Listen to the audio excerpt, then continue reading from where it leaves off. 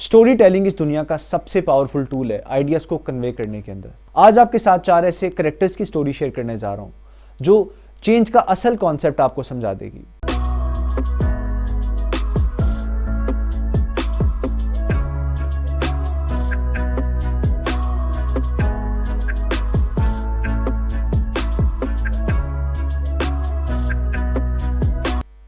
Spencer Johnson की किताब who moved my चीज के अंदर वो 4 करेक्टर्स की स्टोरी शेयर करते हैं। बहुत अरसे पहले की बात है कि एक दूर दराज इलाके के अंदर 4 करेक्टर्स रहते थे।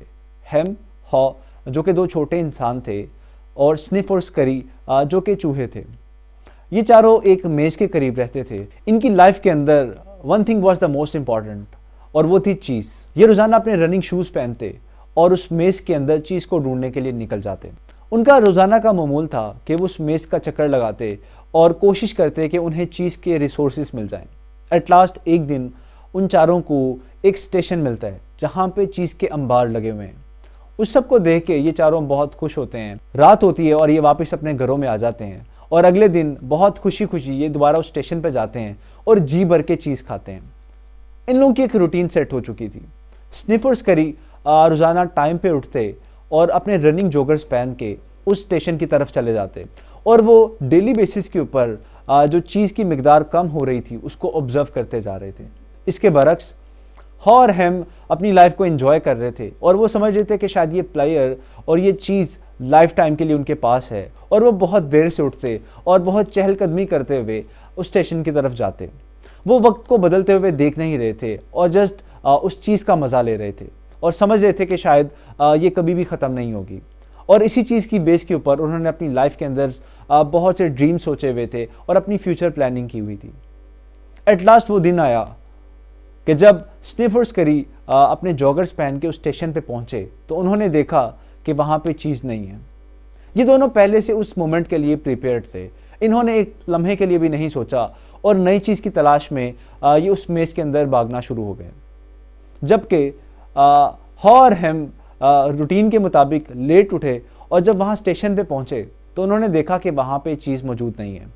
ये सब देखने के बाद वो बहुत परेशान हो गए और डाउट्स के अंदर चले गए, और ये कोसना शुरू कर दिया उन्होंने एक दूसरे को और अपनी किस्मत को कि हु मूव्ड माय चीज़, मेरी चीज़ यहाँ से कौन ले गया। स्निफ और स्करी की तरह इन दोनों ने मूव ऑन नहीं किया। इन्होंने सोचा कि नहीं, ये चीज़ दोबारा वापस आ जाएगी, शायद किसी ने यहाँ से हमारी चीज़ उठा ली है और शायद ये वापस आ जाए। वो दोनों वापस अपने घर में जाते हैं और इस उम्मीद से जाते हैं कि अगले दिन जब हम आएंगे तो वहाँ पे हमारी चीज़ परी होगी। ये अगले दिन वापस वहाँ पे आते हैं, लेकिन अपनी चीज़ इन्हें नहीं मिलती। हेम बहुत परेशान होता है और इधर उधर देखना शुरू कर देते हैं, आहोजारी करते हैं और सोचते हैं कि हमें इन दीवारों के पीछे देखना चाहिए, हो सकता है कि इसके पीछे हमारी चीज़ परी हो, मेरी चीज़ कौन ले गया। जबकि हॉ से कहते हैं कि स्निफ और स्करी कहाँ पे हैं। उन्होंने भी तो ये सिचुएशन देखी होगी। मेरे ख्याल में वो मेज़ के अंदर नई चीज़ को ढूंढने चले गए हैं। और हेम, मुझे लगता है कि हमें भी उनकी तरह मेज़ के अंदर नई चीज़ को ढूंढना चाहिए। हेम रेडी नहीं होता। हेम कहता है क्या हो अगर हमें नई चीज़ ही ना मिले, क्या हो अगर मेज़ के अंदर बहुत ख़तरात हों, मैं यहाँ से नहीं जाना चाहता और मैं अपनी पहले वाली ही चीज़ पसंद करूँगा। ये सुनने के बाद हॉ भी रिलैक्स हो गया और उसके साथ चीज़ को ढूंढने में उसकी मदद शुरू कर दी। चीज़ ढूंढने के अंदर हॉ और हेम को कामयाबी नहीं मिल रही थी।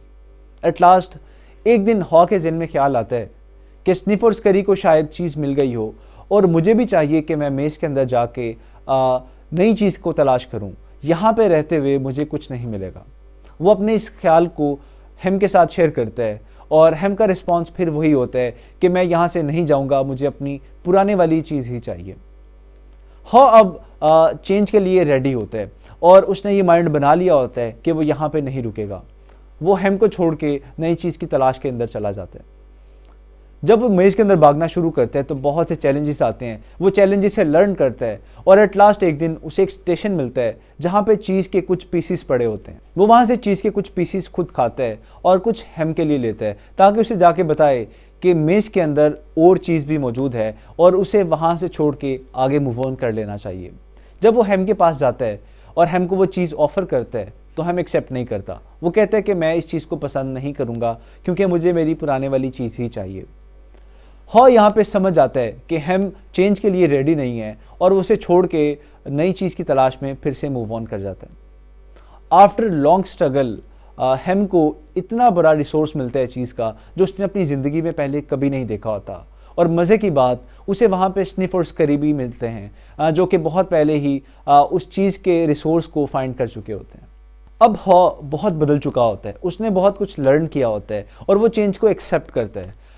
वो डेली बेसिस के ऊपर चीज़ को ऑब्जर्व करना स्टार्ट कर देते हैं कि ये वक्त के साथ साथ कितनी कम हो रही है। इसके बरक्स हेम जो होता है वो उसी स्टेशन के ऊपर बैठा होता है और अपनी पुरानी चीज़ को ही ढूंढ रहा होता है और इस कश्मकश में होता है, इस ख्वाब में होता है कि शायद कभी उसकी चीज़ वापस उसके पास आएगी और वो फिर से चीज़ को एंजॉय कर सकेगा। इस स्टोरी से हमें 3 बहुत बड़ी लर्निंग्स मिलती हैं। पहली, इस दुनिया के अंदर कोई भी चीज़ एवरलास्टिंग नहीं है। कभी भी कोई भी चीज़ बदल सकती है, कभी भी कोई आपकी अपॉर्चुनिटी आपसे छीन सकती है, तो आप उसके लिए रेडी रहें। सेकंड, जब कभी भी चेंज आए तो आपने चेंज को एक्सेप्ट करना है और अपने आप को बदलना है। और अगर आपने ना बदला तो आपका हाल भी नोकिया की तरह का होगा जिसने टेक्नोलॉजी को एक्सेप्ट नहीं किया और बहुत पीछे रह गया। नंबर 3, आपको अपने डर के ऊपर काम करना है। आपने चेंज से डरना नहीं है। आपको नहीं पता कि बाहर अपॉर्चुनिटीज़ हैं या प्रॉब्लम्स है, आपने जस्ट जंप इन करना है और उस मोमेंट पे रिस्क लेना है। और अगर प्रॉब्लम्स आएंगी भी तो आपने उनको सॉल्व करके ग्रो करना है, because this is the only option.